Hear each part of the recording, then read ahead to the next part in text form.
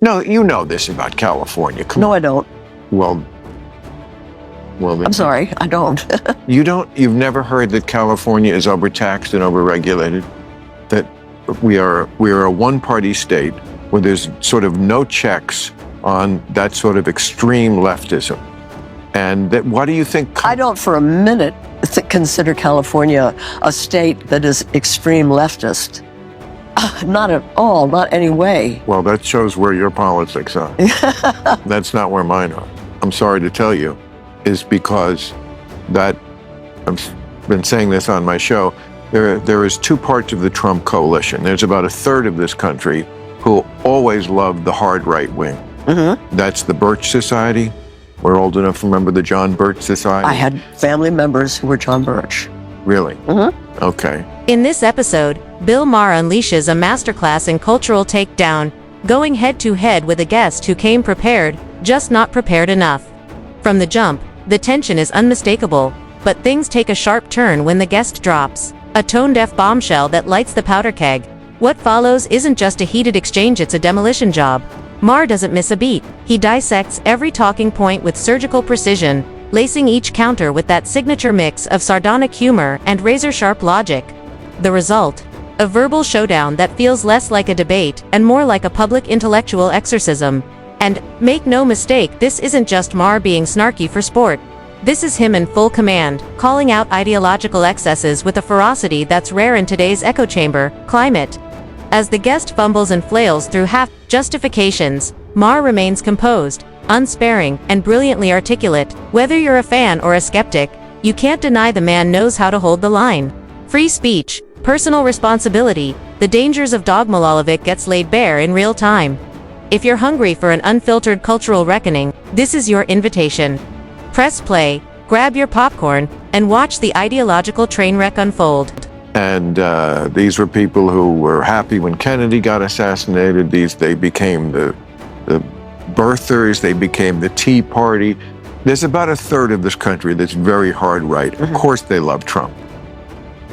When he left office, he had an approval rating of 34%. So he really only had those people. Mm-hmm. Why is he now like tied? Because the other part of the coalition are people who, they don't really like him that much. They just think the far left has gone so nutty on so many issues. That's what they're being told. That's what they... By people like you. Because it's true. You think the far left does nothing crazy? Oh, I'm sure they do. Oh, well then... But I don't know, who is the far left? What do you mean when you say far left? I mean, I could give you a million examples. Yeah, well, give me one. Okay, the NAACP... You think the NAACP is far Could I left? finish my sentence? Yes. You asked me for an example. Yeah. The NAACP last year issued a travel advisory. You know, that's like the State Department does to go to, I'm sure when you went to Vietnam, they were advising you not to. There's a war on it. I didn't talk to them. I don't have no I know, but you know a travel advisory. Yeah. Today we have them for very dangerous countries. You Yeah. know, don't go to North Korea. Don't go to Iran. Let's peel back the curtain on something everyone keeps missing in this culture war theater. Too often, debates get hijacked by name drops: OHE, Joy Reid. The usual suspects, while the real threat floats quietly beneath the surface. Not about personalities. It's about principles, or the slow erosion of them. Far-left ideology isn't a person, it's a program. It's a worldview baked into media, policy, and even late-night monologues. And the kicker, even those who claim to push back against it sometimes end up parroting its most toxic contradictions. Take Bill Maher himself. He rails against wokeness with eloquence and wit, but even he isn't immune to the ideological slip. Case in point, his stance on abortion. He calls it what it is, murder, and then casually shrugs it off as acceptable. That's not just cognitive dissonance. That's a philosophical identity crisis. And this is the crux of the issue. It's not just about what people say in a heated moment. It's about the narratives that get normalized. Shows like The View, and yes, even Real Time, occasionally challenge the fringe, but more often than not, they still carry water for the ideological machine. So let's stop chasing clout by naming names and start interrogating the doctrine itself. What's being promoted? What's being treated as moral truth? Because the real danger isn't loud voices, it's the quiet normalization of bad ideas masquerading as progress. You know where they issued a travel advisory for black people not to go? Yeah. Florida. every day there's stories like that just makes people roll their eyes and go, are you people nuts? Even if they don't matter that much, I don't think one person listened to this and thought, I can't go to Florida. But they just suggest something to the average person, which I completely understand, which is, wow, do you people ever find anything that's ridiculous? Do you really think men can get pregnant? You know, that kind of stuff. And I understand that a trans woman can get pregnant. That's different than a man getting pregnant. And the way they sort of insist on blurring that line is if that's some sort of reasonable social cause, as opposed to just being for having full rights, respect, and protection for trans people. We get that. So I've never heard about men getting pregnant. I've never heard about this argument. It must be some part of what you call the far left that is so minuscule that I, who am... No, Jane. What? It's not minuscule, and I'm sorry, you can't throw this back on us. I assume it's because you are locked into media that just never wants anyone in their audience to know anything sketchy about the blue team. Every now and then, Bill Maher delivers a line that slices through the noise. And recently, he nailed something most pundits won't touch. He said it plainly. Not everyone who supports Trump does so out of passion, they do it out of protest. They're not draped in MAGA flags or screaming at rallies. They're just tired of the ideological overreach, the moral superiority, the relentless policing of language and thought. For many, Trump is not the hero, they just think he's the only one willing to fight the villain. And who is that villain? It's the far left's cultural crusade, the heavy-handed policies, the virtue signaling, the sanctimonious gatekeeping of public discourse. Even moderates, people who once rolled their eyes at Trump, are now looking at the alternative and thinking, I don't love the guy, but at least he doesn't want to rewrite reality. Kamala Harris, stepping into power. For some, that's not just a political shift, it's a cultural warning siren. You'll hear whispers about catastrophe, even World War III. Not because they're conspiracy theorists, but because they're watching institutions crumble under ideological rot. I'll be blunt, I'm one of those people.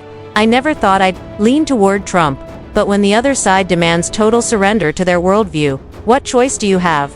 That's the battlefield Maher was describing. It's not policy anymore, it's triage, and that's why this divide keeps widening.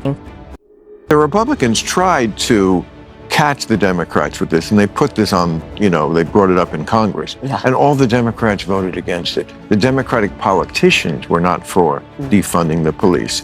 It's that radical fringe that has captured a lot of the media, academia, some of these cultural institutions that are not liberal anymore by my old school liberalism. The ACLU was all about free speech. They don't really believe in it anymore.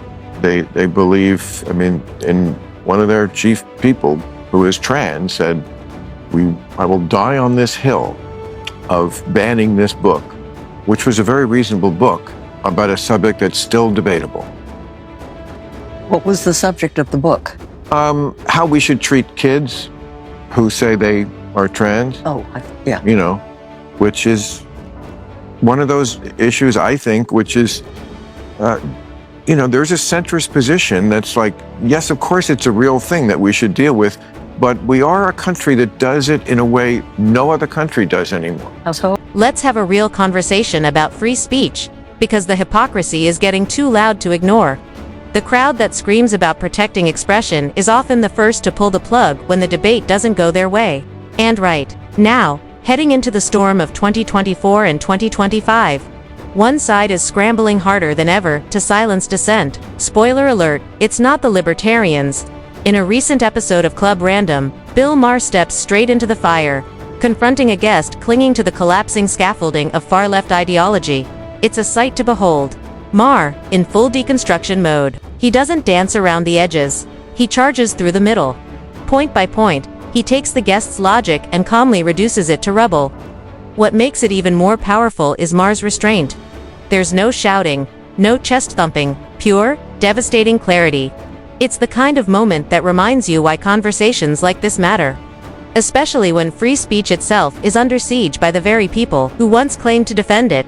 So here's the question. Who really came out on top in this cultural cage match? Was it Maher, armed with wit and an allergy to BS? Or was it the guest, flailing to defend positions that crumble under scrutiny? Drop your thoughts below. Let's get into it.